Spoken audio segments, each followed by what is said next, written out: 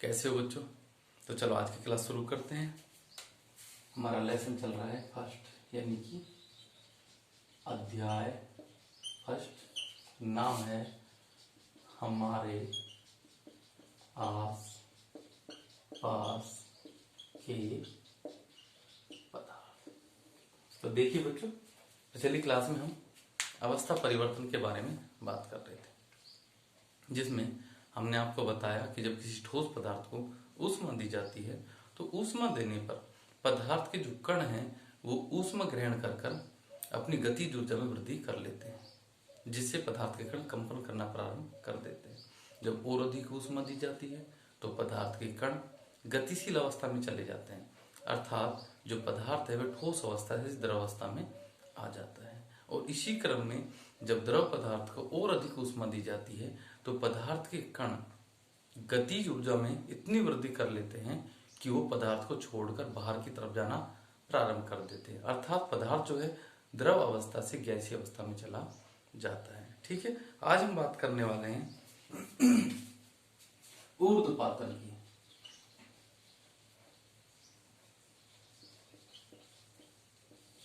देखिए ऊर्ध्वपातन क्या होता है। सामान्यतः जब किसी ठोस पदार्थ को ऊष्मा दी जाती है तो पहले वो द्रव में बदलता है और फिर वो गैस में बदलता है। लेकिन कुछ पदार्थ ऐसे होते हैं जो सीधे ही ठोस अवस्था से गैसीय अवस्था में चले जाते हैं, अर्थात वो ऊष्मा ग्रहण कर कर पहले द्रव अवस्था में आए बिना ही वो सीधे गैसीय अवस्था में चले जाते हैं, और इसी क्रम में जब उन्हें ठंडा किया जाता है तो गैसीय अवस्था से सीधे ही ठोस अवस्था में आ जाते हैं, और इस प्रक्रिया को ही ऊर्ध्वपातन के नाम से जाना जाता है। तो किस प्रकार से परिभाषित करेंगे? जब किसी ठोस पदार्थ को ऊष्मा देने पर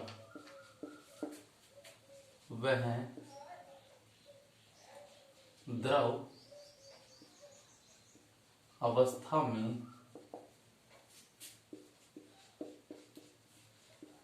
आए बिना सीधे गैसीय अवस्था में चला जाता है, और गैस को ठंडा करने पर सीधा ठोस अवस्था में आ जाता है।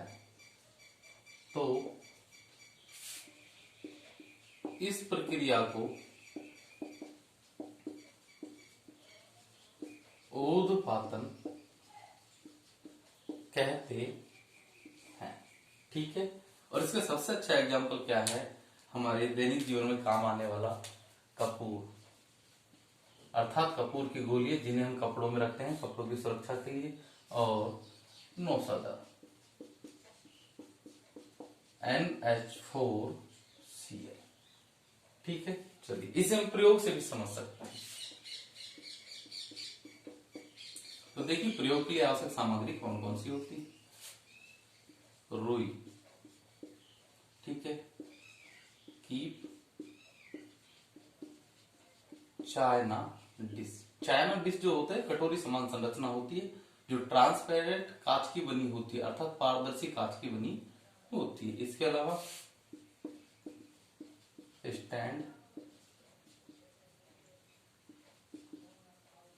बर्नर, और पदार्थ हम कोई सा भी ले सकते हैं, चाहे हम कपूर लें या फिर नौसदर लें।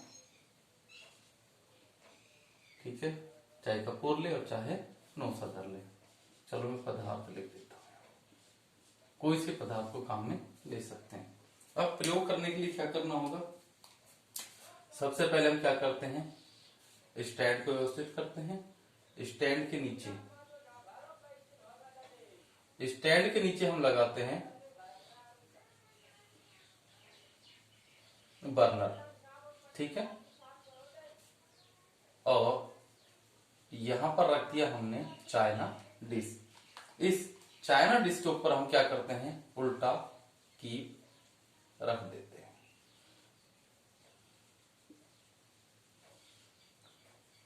उल्टा कीप रखकर यहां पर हम रुई सी से बंद कर देते हैं। ये हुआ कीप, ये रुई, ये स्टैंड और ये बर्नर, ठीक है। अब करना क्या है, कुछ भी नहीं करना, सिंपल सा है कि हम यहां पर पदार्थ लेते हैं और पदार्थ को लेने के पश्चात हम उसे गर्म करते हैं, ठीक है। जब हम गर्म करते हैं तो हम देखते हैं कि जो पदार्थ होता है वो बिना द्रव अवस्था में परिवर्तित हुए ही सीधा वाष्प रूप में चला जाता है, अर्थात गैसीय अवस्था में बदल जाता है। अब यहां पर ठंडा वातावरण है, ठीक है, तो यहां पर आकर ये संघनित होता है और कीप की सतह के चारों ओर यहां पर संघनित होकर इकट्ठा हो जाता है। इस प्रकार पूरा का पूरा पदार्थ यहां से, ठीक है, गैसीय अवस्था में चला जाता है, गैसीय अवस्था से यहां जाकर इकट्ठा हो जाता है। तो हम स्पष्ट रूप से देख सकते हैं कि कुछ पदार्थ ऐसे हैं जो बिना द्रव अवस्था में परिवर्तित हुए सीधे ही गैसीय अवस्था में चले जाते हैं, ठीक है। इस विधि का उपयोग हम पदार्थों के पृथक्करण के लिए भी करते हैं। जैसे कि हमारे पास नमक व नौसादर का क्या है, मिश्रण, यानी कि NaCl प्लस में NH4Cl का हमारे पास मिश्रण है, ठीक है। अब इस मिश्रण में से दोनों पदार्थों को अलग अलग करना है, ठीक है। तो करना क्या हो, कुछ भी नहीं, हम दोनों पदार्थों को मिश्रण है उसे यहां पर ले लेंगे। लेने के पश्चात जब हम इसे ऊष्मा देंगे, गर्म करेंगे, तो जो नौसादर होता है वो वाष्पीय अवस्था में चला जाएगा, गैसीय अवस्था में चला जाएगा और यहाँ पर सारा आकर इकट्ठा हो जाएगा और चाइना डिश में हमारे पास क्या बच जाएगा, नमक शेष बच जाएगा। तो इस विधि का उपयोग कहाँ किया जाता है, पदार्थों के पृथक्करण के लिए किया जाता है। अब मैं इस लेसन से जुड़े कुछ इंपॉर्टेंट बातें करता हूं, ठीक है। जैसे पहला,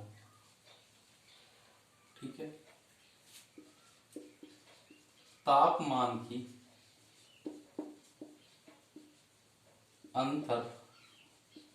अंतरराष्ट्रीय इकाई केल्विन होती है, जिसे के से प्रदर्शित किया जाता है। दूसरी बात, जल का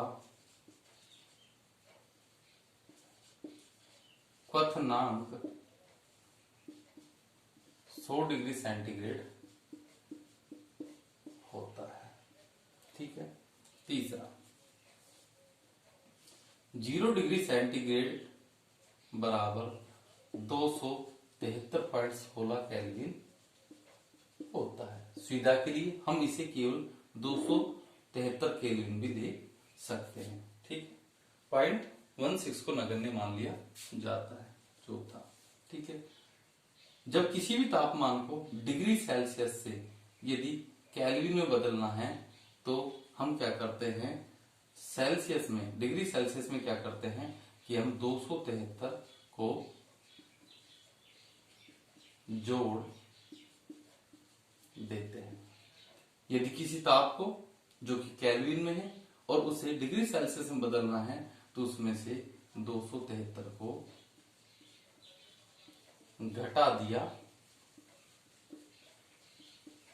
जाता